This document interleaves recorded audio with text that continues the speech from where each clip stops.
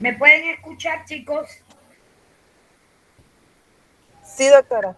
Ya. Sí, licenciada. Entonces, Sí, doctora. ya estamos iniciando la segunda unidad. Aquí tenemos los trastornos neuróticos. En esta unidad vamos a hablar sobre ellos. Vamos a hablar de trastornos relacionados con el estrés y vamos a hablar de trastornos somatomórficos. El primer tema, como bien ustedes pueden ver ahí, es trastornos fóbicos de ansiedad. Generalmente todos estos trastornos fóbicos o los trastornos neuróticos en general, hay un síntoma que es muy común. O sea que cuando ustedes están en consulta, casi siempre, dentro de las cosas que les puede relatar o de los síntomas que les puede estar relatando el paciente, es el miedo, ¿verdad? Es el miedo.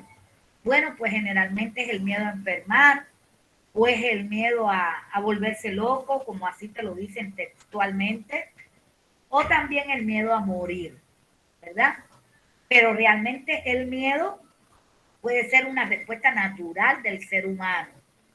De hecho, tienen que saber que existe el miedo lógico o racional y el miedo lógico o irracional, y que ese miedo lógico va a estar en estrecha relación con la supervivencia.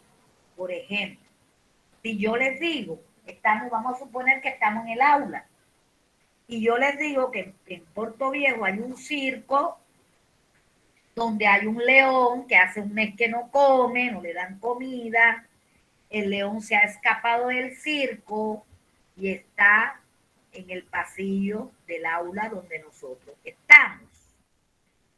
¿Es normal sentir miedo ahí, sí o no? Sí. ¿Y por qué? Sí. ¿Y por qué? Porque el Porque peligro estamos está afuera de la puerta, se puede decir. Claro, pero ¿por qué le tenemos miedo a ver a ese león? Porque no porque comemos. unos Porque nos puede causar un daño, nos come, ¿verdad? La integridad física nuestra está en peligro. Entonces, ahí es normal sentir miedo. El que diga que no siente miedo y que se faja con el león es un mentiroso, ¿verdad? Pasa como si nos dicen, te vamos a llevar ahora y te vamos a dejar abandonar en la selva amazónica. Todo el mundo sabe lo que es una selva, pero todo el mundo sabe que hay muchos peligros dentro de una selva. Además de estos animales salvajes, también hay, por ejemplo, culebras y esas cosas que resultan dañinas, venenosas para el ser humano. Y si a usted lo van a soltar ahí, donde usted sabe que no va a tener un médico a mano, donde usted sabe que no va a tener la comida servidita en la mesa, sino que se la va a tener que buscar, etcétera, etcétera, el agua potable para poder consumir, entonces usted siente miedo. ¿Por qué? Porque la integridad física suya está peligrando. Eso sería un miedo lógico. ¿Eh? Ahora, cuando las personas sienten miedo ante ciertos objetos, ¿verdad? A animales o cosas, pero que es un miedo incontrolable y exagerado, eso es un trastorno fóbico o una fobia. Casi nunca hay un razonamiento lógico. Por ejemplo, ¿existen en Ecuador los sapos venenosos? Pregunto. ¿Tienen conocimiento de que existe en Ecuador algún sapo venenoso? Tal vez en la Amazonía. Pero acá donde vivimos no, ¿verdad? Yo nunca he visto en 7 años un sapo en Ecuador. Nunca lo he visto. Tal vez que no he estado en lugares donde pueden vivir ellos. Pero nunca lo he visto. Y no he leído de que existan este tipo de animal, como por ejemplo en Australia, que no tiene que ser precisamente un sapo, unas ranitas muy pequeñas que tienen una cantidad de veneno que pueden matar a no sé cuántas personas. Entonces, ¿por qué en Ecuador va a existir una persona con fobia a un sapo, una ranita de acá que no hace daño? No tienen dientes, no son mayores que uno, a veces caben en la palma de la mano, ¿eh? No hacen ningún daño, al contrario, comen insectos, mosquitos, moscas, etcétera. Sin embargo, hay personas que le tienen fobia. Y la Yo, fobia, Lisa, yo le tengo fobia a esos mire, animales. bueno, no se ponga triste que yo le hago compañía. Yo le hago compañía. No me gustan, no me gustan, no me gustan, simplemente no me gustan.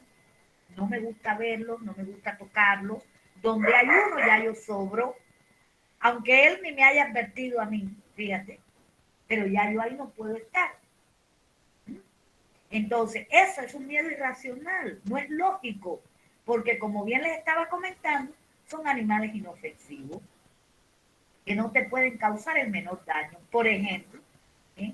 El miedo a los espacios cerrados, que usted no pueda subirse a un ascensor y camine hasta el 16 piso de un gran edificio porque tiene ese miedo. Bueno, mire, si el ascensor está en buenas condiciones, el ascensor se le hizo el mantenimiento que llevaba, el ascensor está funcionando perfectamente, ¿qué daño le puede ocasionar a usted montarse en el ascensor y ir hasta el piso 16? No existe, hay un peligro para uno. Bueno, a menos que estemos en esos días como pasó el 16 de abril, donde pasó el terremoto y después eran los movimientos aquellos que usted no sabía si era réplica o era film, ahí está justificado.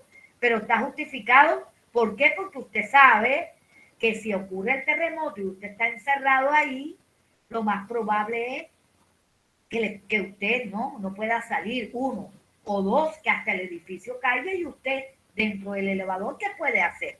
No puede hacer nada. Ahí estaría justificado.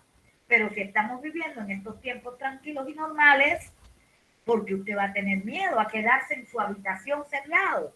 Si es normal que las personas, por ejemplo, en su habitación, para tener más privacidad, estén cerrados y que usted tenga que decir, no, cierre la puerta. Entonces, quiero que diferencien bien el miedo racional o lógico cuando su vida corre peligro realmente. Y las fobias, que es el miedo exagerado, incontrolado, ante objetos, animales o cosas, ¿eh? Eso es un trastorno. Un trastorno y que al final usted no puede justificar ese miedo hacia ese objeto, animal o cosa. Que en su dosis correcta es bueno, porque es un mecanismo de defensa que usted tiene para evitar ciertos daños, ¿verdad? ¿Eh? Si usted ve un árbol exageradamente alto, usted siente miedo subir. ¿Por qué? Porque usted está mirando que corre peligro de caerse, romperse un hueso, entonces simplemente evita el subir a ese árbol. Entonces en ese momento ese miedo que le causó trepar al árbol está justificado, está bien. ¿Eh? Pero como ocurre con las enfermedades autoinmunes, a veces el mecanismo no funciona bien y responde de una manera exagerada ante estímulos menores o se activa cuando no debería. Y en medicina esto es lo que se conoce como fobia o trastorno fóbico. El concepto, estos trastornos se definen por la desproporción que se produce entre la intensidad de la respuesta fisiológica, la cognitiva, la emocional y el estímulo que lo provoca. Ahí ustedes pueden ver que yo he ilustrado en una sola figura varios tipos de fobia, ¿verdad? A las serpientes, a las alturas, a las arañas, a los aviones, ¿verdad? A los equipos estos que hay en los parques de diversión, etc. Un estímulo que para la mayoría de la población es neutro, o sea que no, esta fobia, no la encuentra usted. Por ejemplo, el miedo a las arañas, no es que haya 10 personas a su alrededor que le tienen miedo a las arañas o tienen una fobia hacia las arañas, sino que este estímulo para la mayoría es normal ver una araña, aun cuando es venenosa, como no es más grande que uno, simplemente si usted sabe que es venenosa y puede correr peligro, usted la mata. Y puede hacerlo porque no es más grande que usted. Pero el que tiene fobia a ese tipo de animales, ni siquiera una araña pequeñita. Cuando hablábamos de este tema en otro curso, me decía una chica que le tenía miedo a las aves, sobre todo las gallinas, bueno, que son las que más cerca están de nosotros. Y yo le decía a ella, sí he conocido casos, pero fíjense qué clase de fobia, que no era la gallina en sí, ya hasta las plumas. era una chica que estudiaba con nosotros en el bachillerato, y en el bachillerato estábamos en una beca, y los compañeros por ver la reacción, le ponían plumas debajo de la almohada, y esa niña, la reacción era violenta, esa niña se palidecía, vomitaba, náuseas, temblores, palpitaciones, se ponía muy mal. Ahora, la fobia social. Esta fobia social está relacionada con el miedo a ser ridiculizado y que podría causar que esta persona, evitando el ser ridiculizado, entonces evite situaciones sociales o situaciones donde tiene que desempeñarse. Por ejemplo, pronunciar un discurso, hablar en público, ir a fiestas, comer en restaurantes, escribir frente a otros, usar baños públicos. Ahora, si usted sufre de una fobia social, es posible que se sienta amenazado por ciertas situaciones, ¿verdad? Por lo que podría evitarlas completamente o sufrir terriblemente cuando estas situaciones no pueden ser evitadas. O sea, no le queda más remedio que hacer su discurso. Vamos a suponer que usted tiene una fobia de tipo social y le toca exponer. ¿Cómo le dice al profesor si esos son sus puntos? Profesor, deme los puntos porque tengo una fobia. El profesor no lo va a entender, entonces el profesor siempre va a presionar para que usted presente su exposición y usted va a hacerlo, pero va a hacerlo con toda una cantidad de sintomatología que usted cree que va a morir y preferiría que la tierra se abra y se lo trague. Estas fobias sociales, por supuesto, van a interferir en la rutina normal de la persona, en las relaciones laborales, en las relaciones académicas, familiares y sociales. Y dentro de ellas, por ejemplo, ya mencionábamos arriba en el concepto, hablar o comer en público, asistir a reuniones sociales, dictar clases, dar exposiciones, aparecer en televisión en espectáculos públicos, asistir a una cita amorosa, mirar directamente a los ojos, miedo a vomitar en público. Estos son los miedos más comunes que entrañan una fobia social. Si ustedes las analizan, bueno, ¿y qué tienen que ver? Vamos a suponer usted una persona educada. ¿Por qué? Porque en su casa le enseñaron a comer adecuadamente o a comportarse en una mesa. ¿Y por qué no lo va a hacer en público? Vamos a suponer que pudiera equivocarse en algo. Usted se le cae un cubierto, o usted derrama un grano, o usted, qué sé yo, se le viró el líquido. Eso le pasa a cualquiera. Le pasa hasta el más educado. Entonces, no es una situación para uno decir, no lo hago, porque me aterra, porque tengo miedo a quedar mal. Asistir a reuniones sociales. Bueno, ¿cuántas cosas no ve uno en reuniones?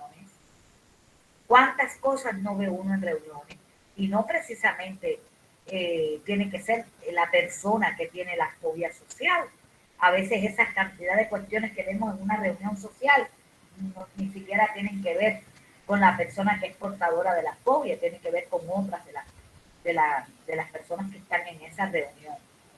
Dictar clases igual, yo digo que el dictar clases es sencillo, si usted conoce de lo que usted está hablando, si usted se prepara para dar esa clase, claro que si usted no sabe de lo que está hablando, entonces eso va a ser un problema.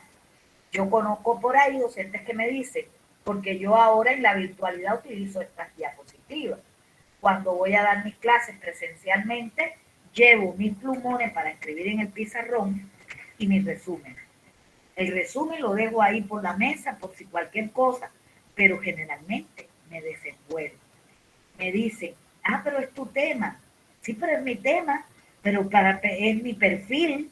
Pero a veces yo tengo que estar revisando cada cierto tiempo todos los temas nuevamente, porque aparecen cosas nuevas. Y entonces, qué feo que yo esté hablando, como dicen en mi país, de periódicos viejos, y que haya un chico aquí que le gusta revisar y buscar, y que en el medio de la clase me haga una pregunta y yo no pueda responder. Por lo menos lo elemental de mi especialidad lo tengo que saber.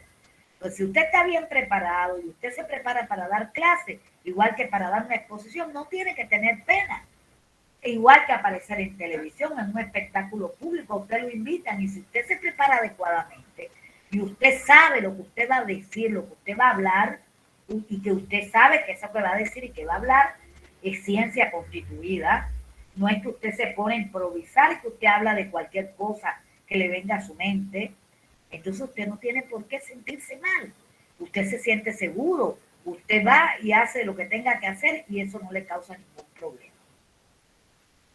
Existen también las fobias específicas. Las fobias específicas. Ya cuando entramos a fobias específicas, estamos hablando del miedo a estas cosas, a un objeto en particular, a un animal, a una cosa. Y por supuesto, la fobia va a tener más o menos el nombre que lo relaciona con ese objeto o con esa cosa en particular. Esta fobia es específica, el miedo y la ansiedad a una situación o frente a un objeto en particular, un animal, etc. Y que como ya habíamos descrito en las sociales, generalmente la situación no ofrece un peligro real para que usted sienta un miedo desproporcionado. Que generalmente esta situación se evita cuando es posible, pero si no le queda más remedio y tiene que enfrentar el objeto, la situación o el animal, entonces se desarrollan rápidamente una serie de sintomatologías, sobre todo de tipo ansioso. Usted palidece o enrojece, usted siente náuseas, usted se marea, usted el corazón se le quiere salir del pecho, hay palpitaciones, sensación de falta de aire, sudoración copiosa, puede haber hiperhidrosis palmar y plantar, o sea, en la palma de las manos, en la planta de los pies, o pudiera ser esta hiperhidrosis relacionada con la axila. Y que muchas veces este miedo exagerado o desproporcionado puede llevarlo a usted a sufrir una crisis de angustia. Las categorías comunes de las fobias específicas van a ser, por ejemplo, temor a situaciones específicas. Ejemplo, subirse a un avión, estar en espacios cerrados, ir a la escuela, etc. Temor a la naturaleza, como es el caso de fobia a las tormentas, a las alturas, etc. El temor a insectos o animales, que pueden ser arañas, perros, serpientes, etc. El temor a la sangre, a las inyecciones o a las lesiones que a veces se presentan. Yo digo que estas personas, sí, paramédicos, enfermeros, para salud no sirven, ¿verdad? Para salud no sirven.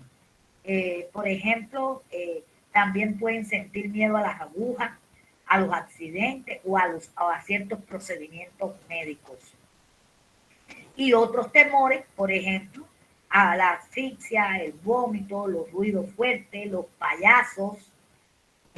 Vamos a ver si en algún momento tenemos un tiempito, porque quiero decirles que yo tengo todas estas clases. Tengo preparadas clases prácticas que por supuesto son virtuales, porque no podemos ir a clínica, lo ideal sería. Pero sí tengo de todos estos temas, tengo preparadas clases prácticas, donde tengo videos con testimonios de estas fobias y de todo lo demás que hemos hablado aquí. Que sería muy bueno en algún momento, o tal vez yo pueda subírselos al aula y ustedes puedan verlos y puedan entonces después con calma verlos y los testimonios les queda más fuerte la sintomatología y prendida. Sin importar qué fobia específica tenga, es probable que cause estos tipos de reacciones. O sea, cualquiera de estos tipos, sea situaciones, a naturaleza, insectos, animales, a la sangre o a otros, siempre la sintomatología va a ser la siguiente. Temor inmediato, intenso, ansiedad y pánico cuando estás expuesto a lo que te produce el temor. O simplemente a veces con el solo hecho de pensarlo. De pensarlo. Ser consciente de que tus temores son irracionales o exagerados, pero no poder hacer nada para controlarlo, que es la sensación de impotencia. Decía la niña, yo le tengo miedo a los sapos, y yo le decía, yo me uno. Yo lo sé, daño no me pueden hacer ninguno. De eso yo estoy consciente, ya les decía. Son pequeños, no son más grandes que yo, no tienen dientes, no tienen veneno, no tienen nada. pero simplemente hay una sensación de impotencia, porque quisieras vencer eso, quisieras acercarte de cierta forma y convencerte de eso mismo que ya tú piensas, pero no te es posible. La ansiedad va a empeorar a medida que se acerca más la situación o el objeto, ya sea que se trate de una proximidad temporal o física. Y miren, ojo con esto, a veces hay personas que conocen de nuestros miedos y entonces van y buscan los objetos, los animales o las situaciones temidas y ¡pum!, de una te la presentan.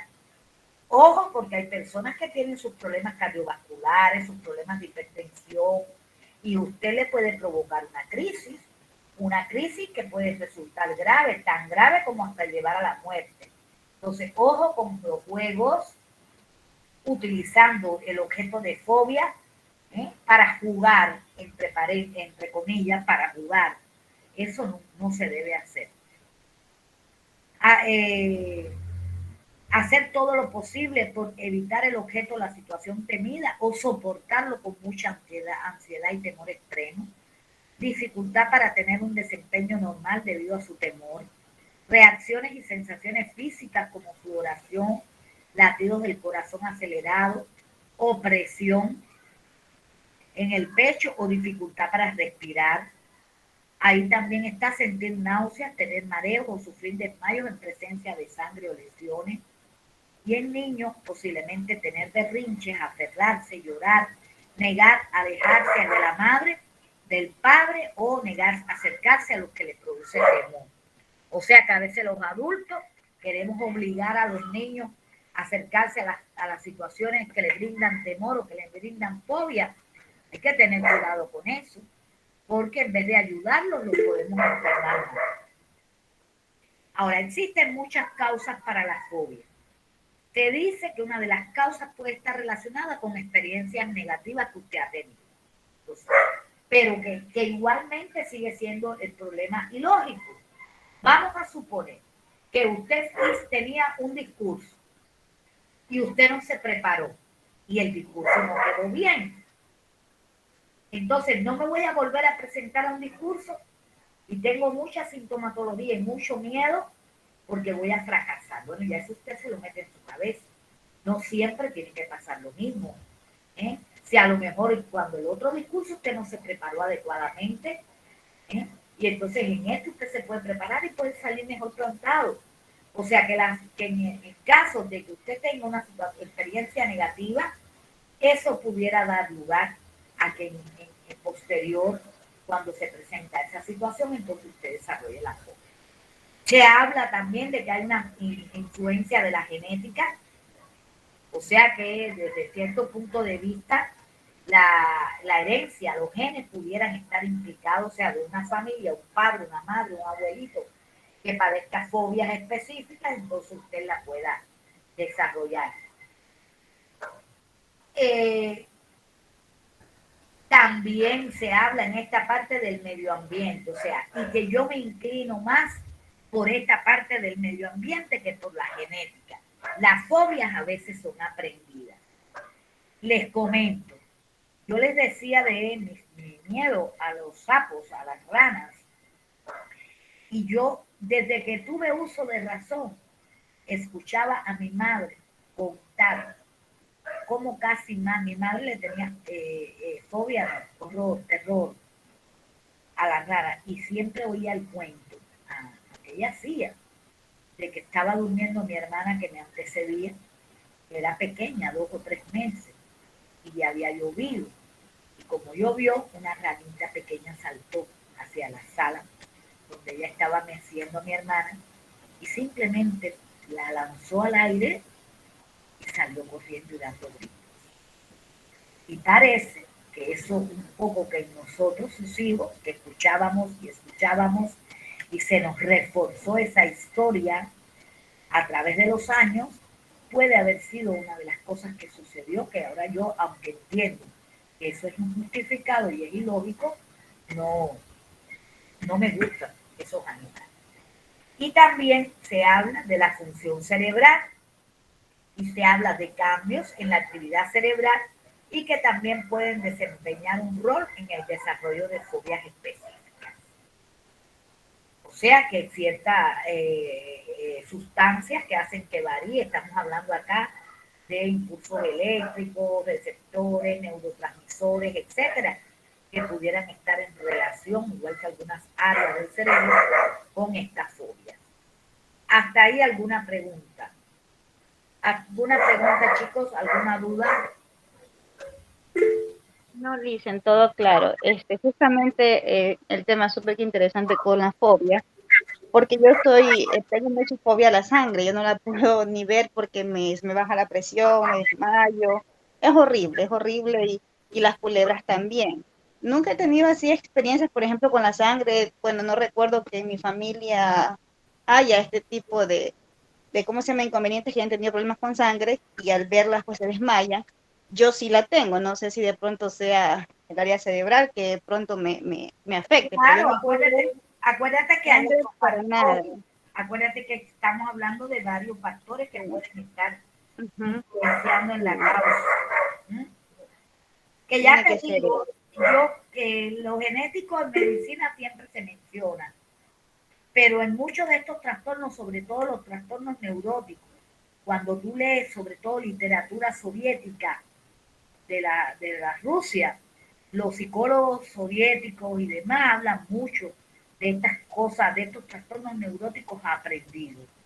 Y cuando tú analizas y piensas, puede ser, porque por ejemplo un niño que crece viendo a la mamá que ante los problemas llora, ¿eh?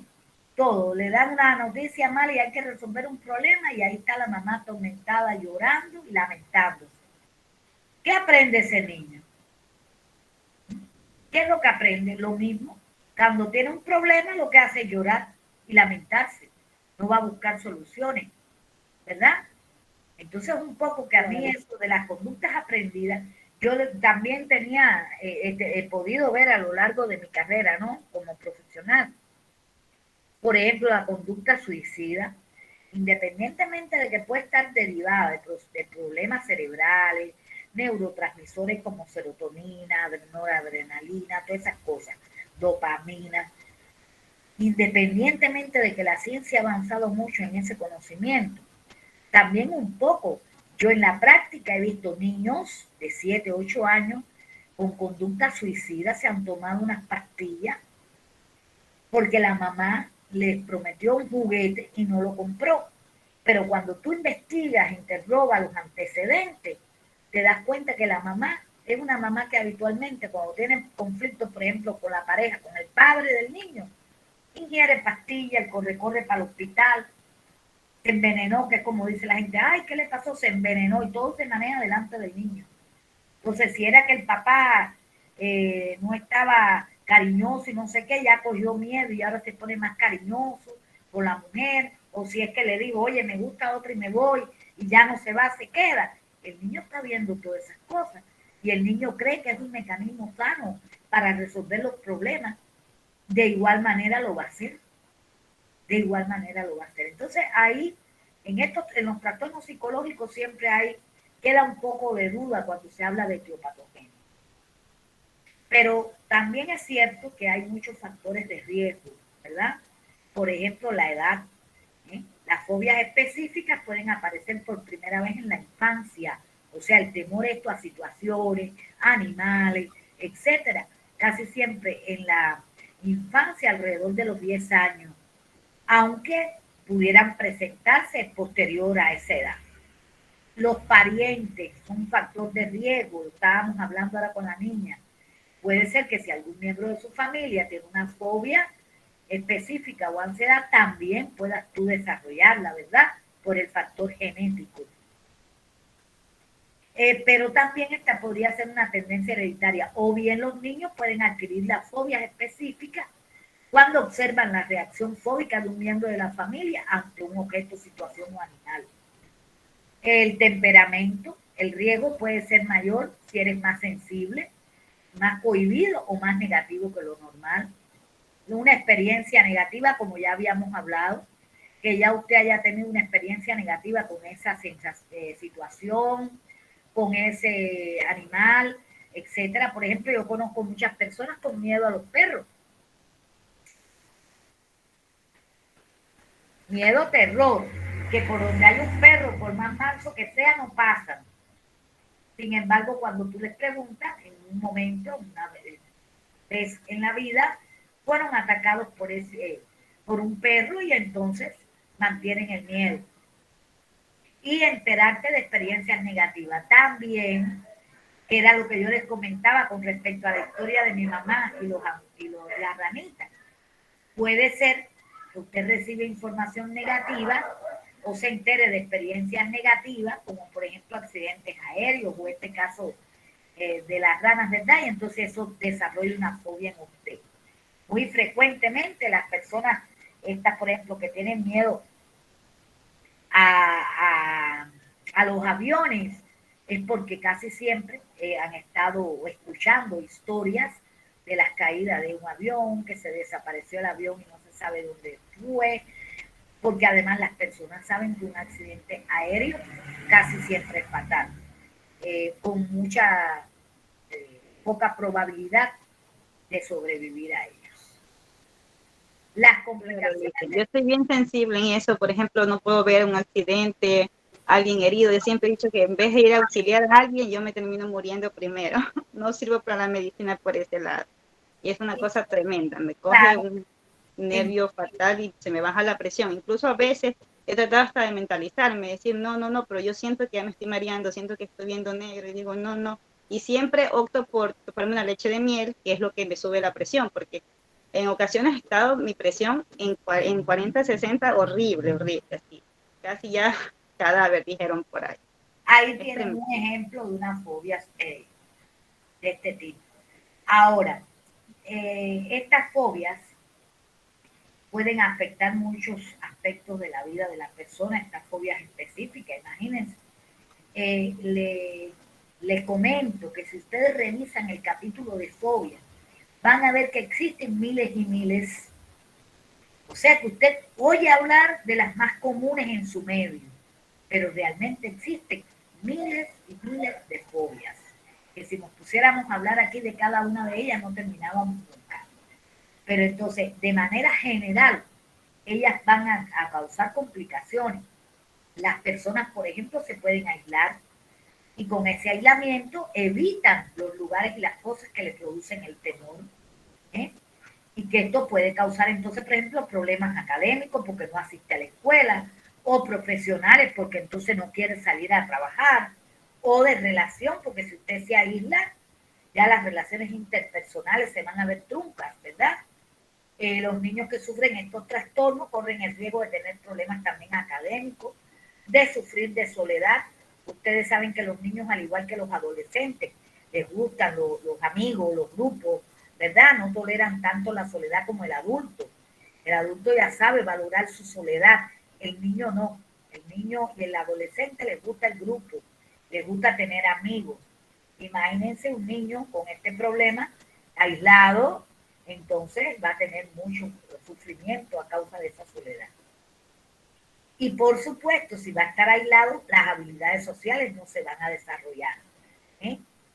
Y cuando el niño tú lo comparas con el grupo etario de él o con sus pares, vas a ver que hay una diferencia significativa en cuanto a comportamiento. En los trastornos del estado de ánimo, también pueden haber complicaciones como esta, dar lugar a trastornos del estado de ánimo, como por ejemplo las depresiones o la ansiedad. O sea que independientemente de que la persona sienta fobia, de una fobia específica hacia algo determinado, esta persona se le puede sobreañadir una depresión o un trastorno de ansiedad, ¿verdad? Por el propio aislamiento que se ve sometido. Que la persona, para tratar de vencer el miedo, haga abuso de sustancias, o sea que el estrés que produce el convivir con una fobia específica puede derivar que la persona haga uso de drogas, de estas ilegales o también de alcohol, para tratar de mantenerse como enajenado de ese miedo o ese temor. Incluso una de las complicaciones puede ser el suicidio. Cuando hay fobias graves que se le hace imposible la vida, por decirlo de alguna manera, a las personas, estas personas se deprimen y con muchísima frecuencia pueden aparecer las ideas suicidas y hasta el suicidio. Ahora, dentro de las fobias más comunes, aquí les voy a mencionar algunas porque ya les decía, no podemos entrar a hablar de todas porque nos estaríamos hablando aquí días de día. La aerofobia se trata posiblemente de la fobia más común. De hecho, se calcula que solo el 5% de los pasajeros que se suben a un avión no sufren ningún temor. El resto, 95%, va a tener cierto temor a volar. Eso sería la aerofobia, es el miedo y que desencadena ciertos trastornos. Conozco muchas personas que a la hora de viajar toman algún sedante, toman algún somnífero y otros hacen uso, por ejemplo, de alcohol, medio que se emborrachan o se embriagan para pasar el viaje sin problemas y sin miedos. Y estos miedos comienzan desde que la persona sabe que tiene un viaje de por medio, incluso meses antes de que se produzca el mentado viaje. La claustrofobia se estima que entre el 2 y el 5% de la población la padece, que es el miedo a los espacios cerrados. Y entonces estas personas suelen evitar, por ejemplo, ascensores, metros, túneles, habitaciones pequeñas y hasta las puertas giratorias les pueden causar la dificultad. Incluso el uso de equipos para técnicas de diagnóstico médico, como por ejemplo el TAC. Recuerden que en el TAC es como en un tubo metálico que lo meten a usted ahí adentro totalmente cerrado. Y como si eso fuera poco, le dicen que no se puede mover mientras dure el examen. Entonces imagínense una persona que tiene una claustrofobia, que usted lo encierre en ese tubo de metal y que por demás le diga, no te puedes mover. Está la agorafobia, que se trata del miedo a los espacios abiertos y es un trastorno más común entre las mujeres que entre los hombres.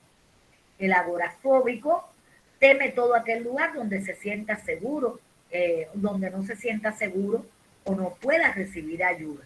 A veces esto lo manifiestan, por ejemplo, en las autopistas, ¿verdad? Ustedes saben que generalmente las autopistas son carreteras muy largas que abarcan cientos y cientos de kilómetros, pero que casi siempre atraviesan por lugares donde no hay ciudades, pueblitos, qué sé yo, alguna que otra gasolinera cada cierto tiempo o algún que otro lugar para comer cada cierto tiempo, pero que no es frecuente.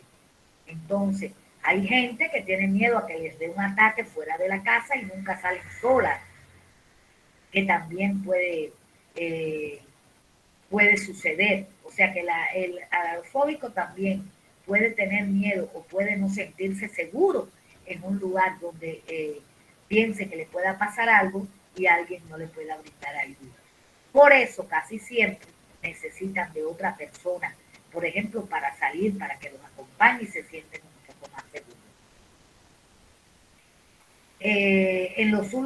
La prevalencia de la agorafobia en los últimos 12 meses es del 0,4%, o sea, 0,2% en varones y 0,6% en mujeres.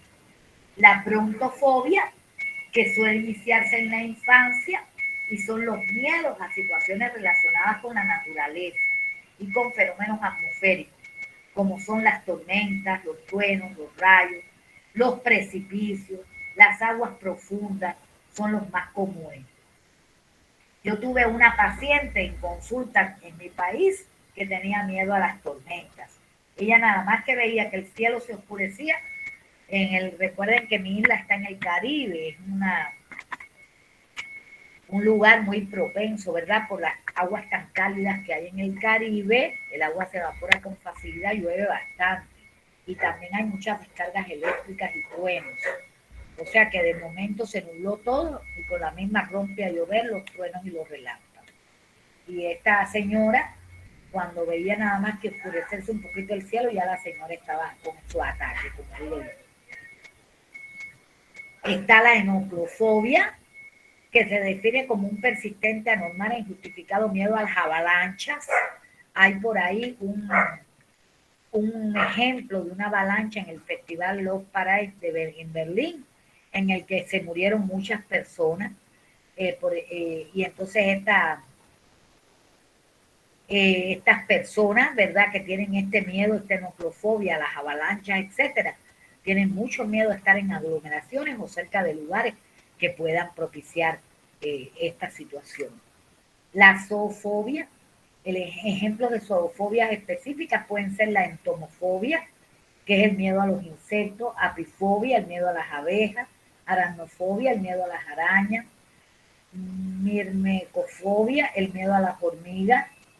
También existe el miedo, por ejemplo, a los reptiles, que es la herpetofobia, o a las serpientes en particular, que es la ofidiofobia. Incluso hay personas que temen a los animales domésticos e inofensivos, como por ejemplo el perro, que es la cainofobia, el gato, ailurofobia, las palomas, colombofobia, las gallinas, alectorofobia, o los peces, que es la ictiofobia.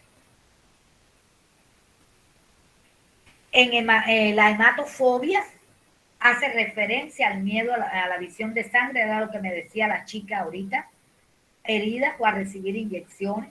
Esta hematofobia suele caracterizarse por una intensa respuesta vasovagal, el descenso de la presión arterial, desmayos, etc. Las personas con fobia a la sangre anticipan que pueden producirse un desmayo y las desagradables sensaciones de mareo, náusea, y van a evitar a toda costa hacer uso de inyecciones, análisis, etc.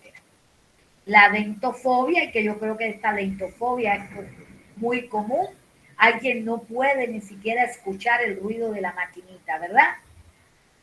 Que consiste en el miedo extremo y persistente a asistir a consultas odontológicas. Incluso pensar o escuchar sobre ir al dentista podría marcar un estrés psicológico. La acrofobia, que se trata del miedo a las alturas. La fobia suele manifestarse cuando nos asomamos a un balcón, estamos en un mirador elevado o junto a un precipicio, que no haya barandillas o sean bajas, intensifica el miedo. La necrofobia, que es el miedo a la muerte, que es algo natural e instintivo en el hombre, o sea, que normalmente todos tenemos miedo a morir, aun cuando no conocemos qué puede pasar en el más allá, aunque hay religiones por ahí donde la gente dice que es mejor vida. Pero como habitualmente lo que conocemos es esta vida, aún con los problemas que pueda tener, entonces generalmente hay miedo a la muerte. Pero cuando hablamos de necrofobia, estamos hablando de un miedo exagerado. De cuando tú piensas en esa situación, entonces sobreviene toda esta cantidad de sintomatología. Y puede ser, como yo decía, nadie conoce lo que pasa después de la muerte realmente, porque digo yo, ningún muerto ha venido a contarlo específicamente. Y entonces tal vez por lo que es desconocido, lo que pasa en el más allá, tal vez la necrofobia se produzca por eso. Además, se va a asociar la muerte con los padecimientos que la preceden, como el dolor, el sufrimiento, etc. Algunas personas sufren una verdadera fobia a la muerte y a los muertos. El tratamiento de las fobias. El objetivo del tratamiento es mejorar la calidad de vida, ¿verdad? Es mejorar la calidad de vida de las personas. Y que no se sientan tan limitados en su vida laboral, escolar, familiar, social, etc. A medida que aprendes a comprender y controlar mejor tus reacciones, pensamientos y sentimientos, descubrirás que la ansiedad y el temor disminuyen y ya no te controlan la vida. Por lo general, el tratamiento se centra en una fobia específica por vez. O sea, que pudiera tener el paciente más de una fobia, pero generalmente el tratamiento se hace una fobia por vez. Hay una técnica que se llama de desensibilización progresiva, que es una de las técnicas más utilizadas en cuanto a psicoterapia para tratar una fobia, ¿verdad? Donde usted le indica primeramente al paciente que él vaya haciendo, por ejemplo, acercándose al objeto, a la situación o al animal temido progresivamente a través de películas, videos, fotos, etcétera. que vaya conociendo acerca de esa situación o objeto o animal, y poco a poco usted lo va acercando al objeto temido. Cuando usted va a hacer eso ya directamente sobre el objeto temido, usted tiene que contar con toda la seguridad. Por ejemplo, si a la niña que hablaba hace un rato y a mí nos van a desensibilizar del miedo a los sapitos, entonces ese sapito que nos van a mostrar en vivo, en directo a color, debe estar dentro de un lugar seguro. No correr el riesgo de que el sapito nos salte encima, porque entonces todo va a ser un fracaso y un tratamiento totalmente desacertado. O sea que antes de exponerlo directamente al objeto, animal o cosa, tenemos que tomar todas las precauciones para que no vaya a ocurrir ningún accidente de este tipo. La psicoterapia, que puede hablar con un profesional de la salud mental, puede ayudar a controlar la fobia. La terapia de exposición, que es esta terapia de sensibilización progresiva, y la terapia cognitivo-conductual también pueden ser tratamientos eficaces. Y por último, esa chica que cierra el micrófono,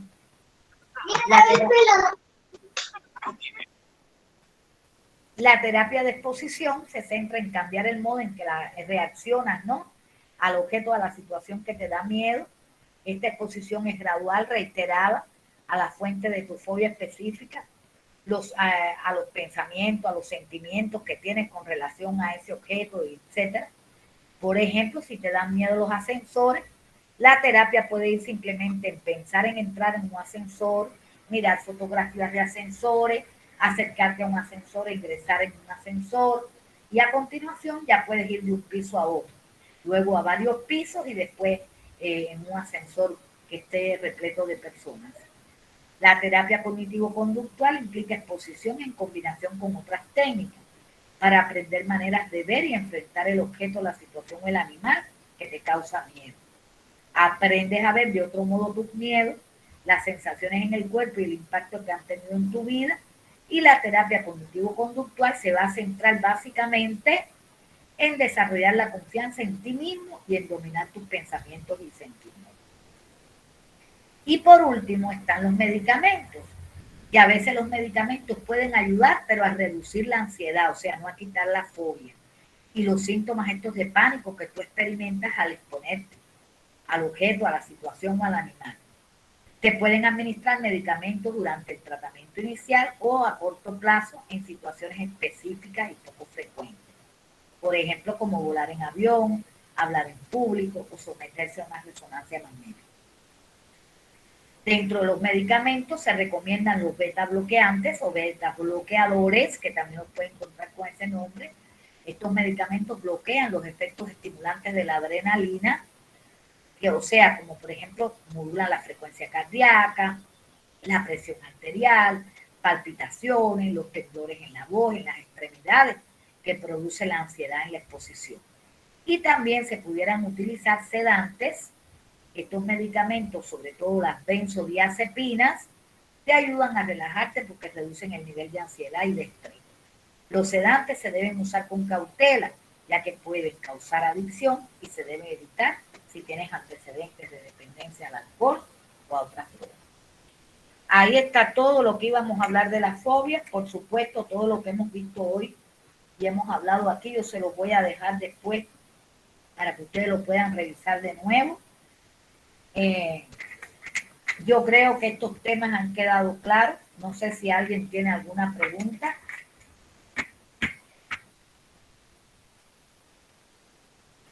Entonces, si no hay preguntas, el miércoles de la semana que viene, el martes, disculpen, a las 5 de la tarde, estaremos de nuevo aquí hablando de otros temas bien interesantes. Profe, disculpe. Yo tengo una pregunta. Dígame. Buenas noches, estimada profe, y con todos Buenas los compañeros. Mi pregunta es la siguiente. Es con respecto a qué pasaría o qué pasa cuando a los niños, por ejemplo, edad de 3 años más o menos, los hermanitos le hacen tener miedo. Por ejemplo, si está sin zapatos o si no come rápido, le dice come rápido porque si no viene el cuco.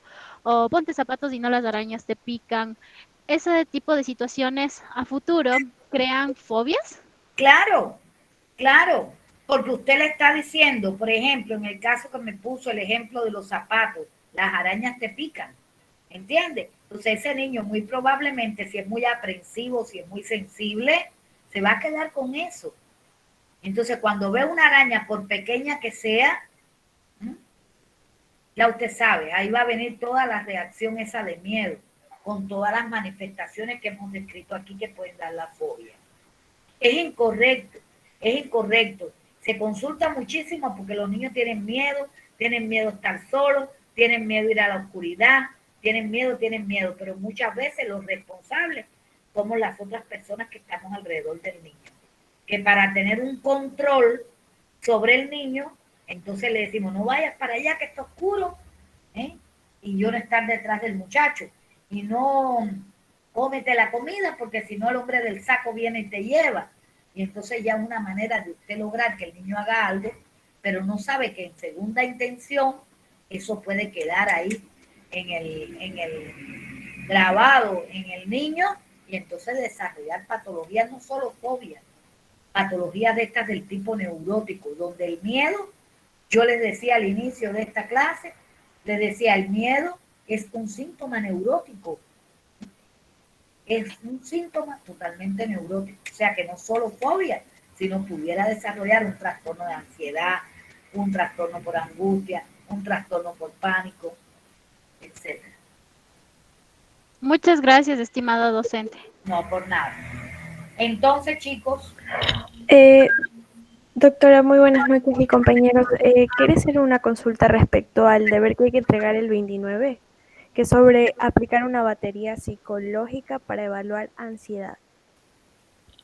claro, Pero podría explicarnos un poquito, o bueno, personalmente no sé de qué se trata o qué hay que realizar en la tarea.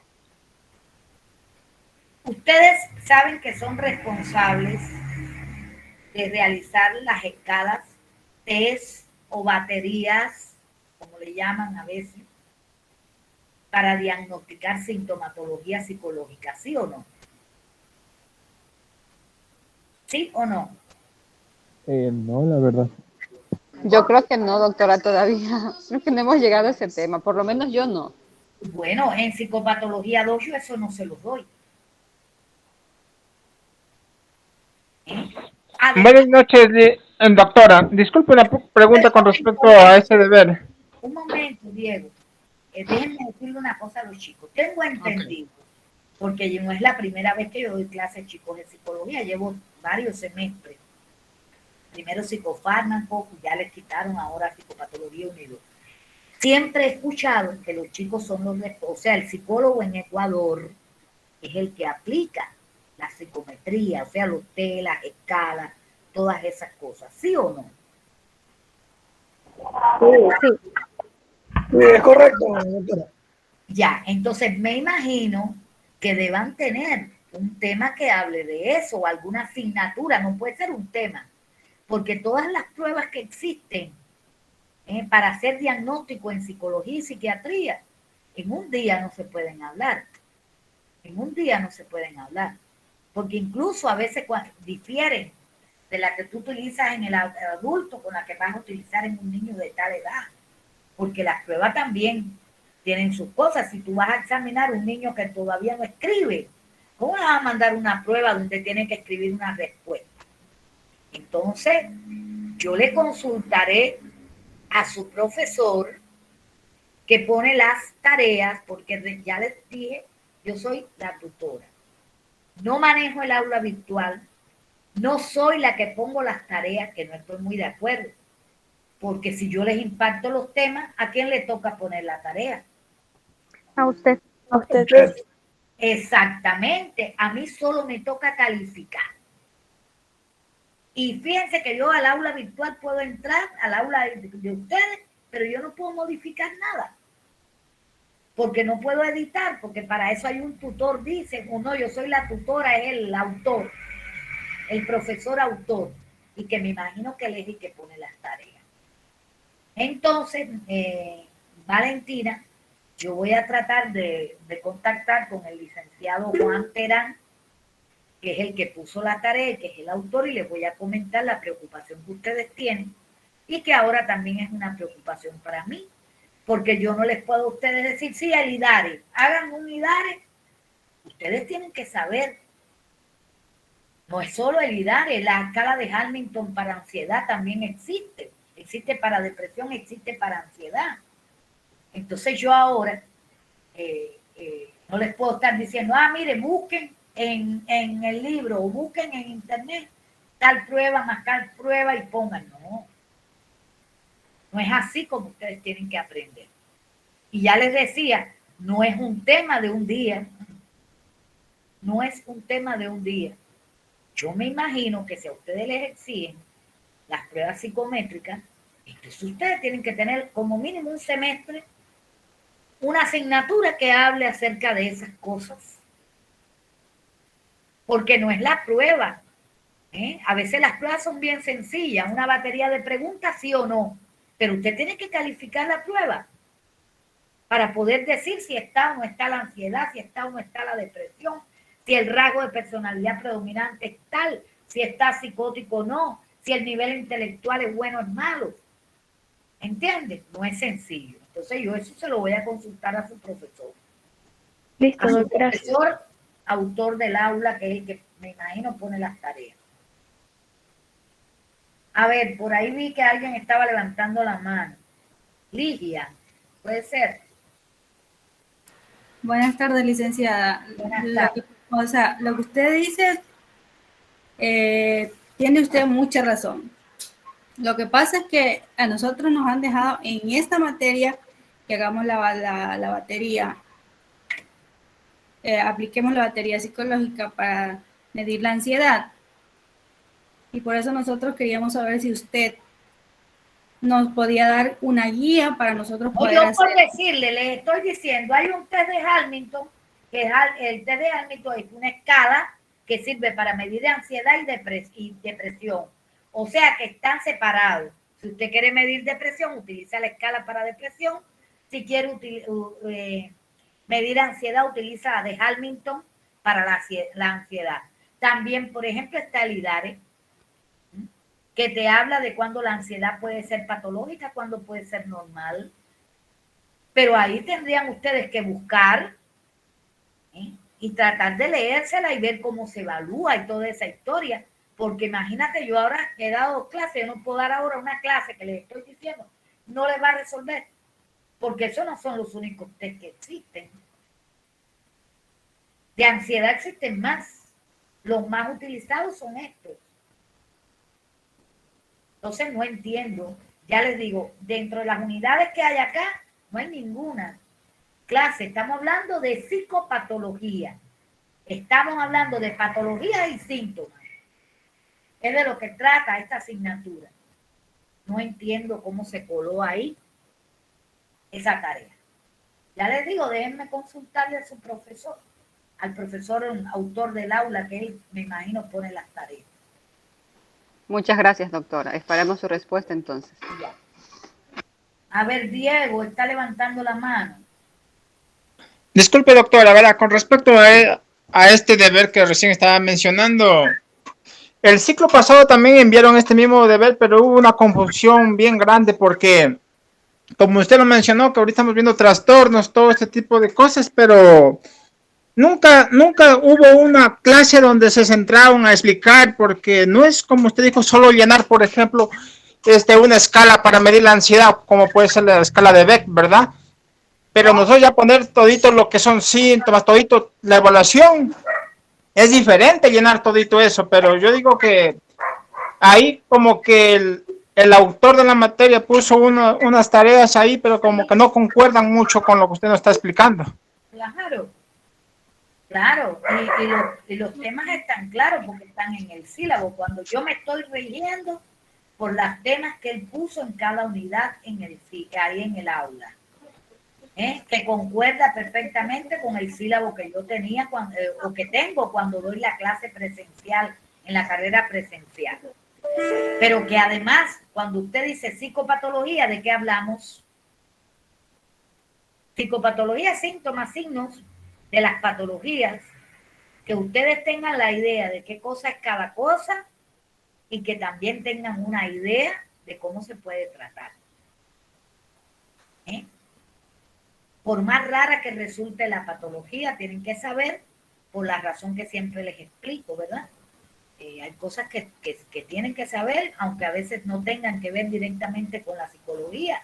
¿Por qué? Porque los pacientes pueden llegar a ustedes. Ahora, déjenme consultar ese asunto, porque esta niña, y yo creo que es la misma chica que me escribía hoy y me decía, hablen en la clase acerca de esa tarea, pero lo que yo creo que yo no puedo hablar de esa tarea, porque yo le voy a hablar de cosas, sería dar una tercera clase ahora, nada más que ansiedad, porque ya les digo, si vamos a hablar de todas las pruebas psicométricas que existen, todos los test y escalas, no vamos a terminar. Hay test y escalas que miden factores psicosociales de riesgo. ¿Para qué les voy a atormentar? ¿Para qué les voy a atormentar? O sea que hay para muchas cosas. De un mismo síntoma pueden haber, qué sé yo, 10 test diferentes. Depende del que lo confeccionó. Porque además son escalas o test que no los inventa uno. Son cosas que están establecidas dentro de la especialidad. Como digo yo, cosas que hacen científicos y que eso nadie lo puede variar, nadie lo puede cambiar. Caterine Soto está levantando la mano. Sí, doctora, o sea, solamente para acotar que me parece bien, digamos, esa observación que se le haga al autor. Además, por ejemplo, la tarea de la primera unidad, que fue el caso clínico. Claro, aunque usted nos aclaró y nos ayudó y todo eso, pero realmente nosotros tampoco nunca habíamos hecho un caso clínico. Entonces, No, pero mira, Caterina, ahí sí no hay tanto problema. Ahí el único problema era que ustedes no habían dado el tema. ¿Por qué razón? Porque la confusión que hubo. Yo les digo, disculpen mi ignorancia, es primera vez que yo doy clase a una carrera online. Preguntaba a la vicedecana, a la otra, nadie me sabía explicar nada. Loca, yo decía, no me han puesto un aula, tiene que haber un aula. Y resulta que yo buscaba en la virtual de la UTM y no es online UTM. Nadie me explicó, eso lo encontré por accidente. Cuando vi que la gente no me respondía, digo, yo tengo que ver qué hago. Me daba hasta pena porque a mí, si ustedes están mirando, me gusta cumplir. A mí me gusta cumplir, a mí me gusta, si me toca estar con ustedes esta hora, estamos y hablamos y damos lo que tenemos que dar y no me causa ningún problema, es mi trabajo. ¿Entienden? Entonces, yo también les pido disculpas, ni sabía, me dijeron, usted nada más que va a revisar tareas. Fíjense, nadie me dijo que yo tenía que poner un día, un horario donde nosotros nos íbamos a ver. Ya después al final me escribió una licenciada que creo que es la que está a cargo de esto y me dijo, ¿qué día usted tiene factible? Y ahí quedamos el martes a las 5. Entonces, en el caso del clínico, bueno, por primera vez se empieza, ¿verdad? Y como ustedes van avanzando en su carrera, van pasando de nivel, tienen que aprender a ver los casos clínicos, a confeccionar los casos clínicos, porque muchas veces después las preguntas de examen están relacionadas con hacer el diagnóstico de un caso clínico, o hablar del tratamiento psicológico que ustedes pueden aplicar a cierto caso clínico, y para eso tienen que conocer toda la sintomatología. O sea que eso es un poco que sí cabe dentro de la asignatura. Lo que yo sí no veo que guarde relación es esa tarea que les han mandado. De todas maneras, ya les digo, el profesor tendrá sus razones. Lo primero es hablar con él y preguntarle, ¿verdad? No vamos a hacer conjeturas sin hablar con el profe y preguntarle. Y cuando él me responda, entonces yo les digo a ustedes la respuesta que me dio. Doctora, entonces si no es mucho pedir, califíquenos con misericordia la tarea del caso clínico, por favor. Sí, doctora, porque eso tampoco estábamos al tanto. Sí. Bueno, ¿Cómo vamos a ver. Seguridad. La finalidad. Yo les decía aquí, caso clínico, lo que yo voy a elaborar es el cuerpo del caso, ¿no? Un caso que sea coherente, porque usted no me puede estar hablando a mí de que la mujer tiene dolor en las relaciones sexuales y hablamos en la clase de dispare uñas y usted me ponga que el diagnóstico es, qué sé yo, un trastorno de erección. Eso no lo voy a calificar adecuadamente. No sé si me hago entender. Si usted más o menos falló en la organización, no sé qué, pero es coherente lo que usted me puso, tranquilos que yo tendré la misericordia. Entonces... Gracias, doctora. No, por nada. Tengan una bonita noche, un resto de semana bueno, y nos vemos el martes a las 5 de la tarde para hablar de otros temas aquí. En cuanto el profe, el licenciado Juan Terán me escriba o me conteste, yo les hago saber la respuesta. Gracias, doctora. Que tenga un bonito, una bonita semana. Gracias a ustedes por escucharme, chicos. Gracias, doctora. Gracias, doctor. Una buena noche. Igual para ustedes, chicos. Gracias, buenas noches. Gracias, Lisa. Gracias.